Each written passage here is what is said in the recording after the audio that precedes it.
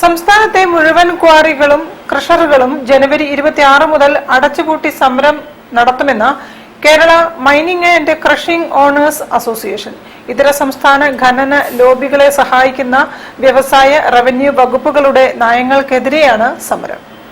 ഈ പൂർണ്ണമായ നിയമം പാലിച്ചുകൊണ്ട് ഞങ്ങൾക്കെല്ലാം അറിവുള്ള പോലെ ഒരു സ്ഥലത്ത് 5000 രൂപ പെർ സെന്റിന് 5000 രൂപ വിലയുടെ സ്ഥലത്ത് ഞങ്ങൾ പോയി അവിടെ 5000 രൂപയ്ക്ക് വില എടുക്കാതെ അവിടുത്തെ ഭരണകക്ഷിയും പ്രതിപക്ഷവും ഉൾപ്പെടെയുള്ള നാട്ടിലെ മുഴുവൻ ആളുകളും വന്ന് അതിന് ആ 5000 രൂപ വിലയുള്ള ലാൻഡിന് 50,000 1 ലക്ഷം രൂപ ഇത് ഞങ്ങളെ കൊണ്ട് എടുപ്പിക്കാം.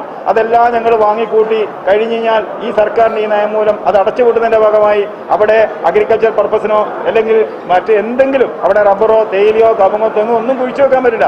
അത് വേസ്റ്റാണ്. ഞങ്ങൾക്ക് ഈ കടുത്ത നിയമത്തിന് ഭാഗമായി ലക്ഷങ്ങളും കോടികളും മുടക്കിയ 100 കണക്കിന് ആളുകൾ സംസ്ഥാനം വിട്ട് ഇദ്ദേഹം ഉൾപ്പെടെയുള്ള ആളുകൾ ഇപ്പം വിദേശ രാജ്യങ്ങളിൽ പോയി ഈ സ്ഥാപനം നടത്താം. ലക്ഷങ്ങളും കോടികളാണ് ഇദ്ദേഹം ഉൾപ്പെടെയുള്ള ഈ സംസ്ഥാനത്തെ വിവിധ ആളുകൾ മുതൽ മുടക്കിയത്. വ്യവസായികൾ ഈ പത്രദൃശ്യ മാധ്യമങ്ങളിൽ വരുന്ന പോലെ പി രാജീവ് എന്ന് പറയുന്ന വ്യവസായ വകുപ്പ് മന്ത്രി അമ്പേ പരാജയമാണെന്ന് പറയാതിരിക്കാൻ യാതൊരു നിർവാഹമില്ല. ഇദ്ദേഹം ഈ രംഗത്ത് നടത്തിക്കൊണ്ടിരിക്കുന്ന അന്യസംസ്ഥാന ലോബികളുമായി ചേർന്ന് നടത്തിക്കൊണ്ടിരിക്കുന്ന പ്രവർത്തനത്തെക്കുറിച്ച് അന്വേഷിക്കണം. LDF സർക്കാർ അധികാരത്തിൽ വരുമ്പോൾ സംസ്ഥാനത്ത് 3467 ക്വാറികൾ നിയമാനുസൃതം പ്രവർത്തിച്ചിരുന്നുവെന്നും എന്നാൽ ഇന്ന് 100-ൽ താഴെ ക്വാറികൾ മാത്രമാണ് ഉള്ളതെന്നും നേതാക്കൾ പറഞ്ഞു. ഇതര സംസ്ഥാനങ്ങളിൽ നിന്നും നിയമവിരുദ്ധമായാണ് പല ജില്ലകളിലും ഇപ്പോൾ കരിങ്കൽ ഉൽപ്പന്നങ്ങൾ ഇറക്കുമതി ചെയ്യുന്നതെന്നും അവർ കൂട്ടിച്ചേർത്തു.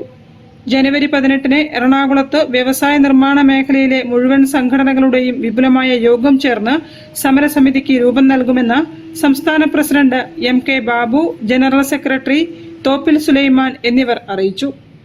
News bureau, Kozhikode. വാർത്തകളിൽ ഒരു ഇടവേള.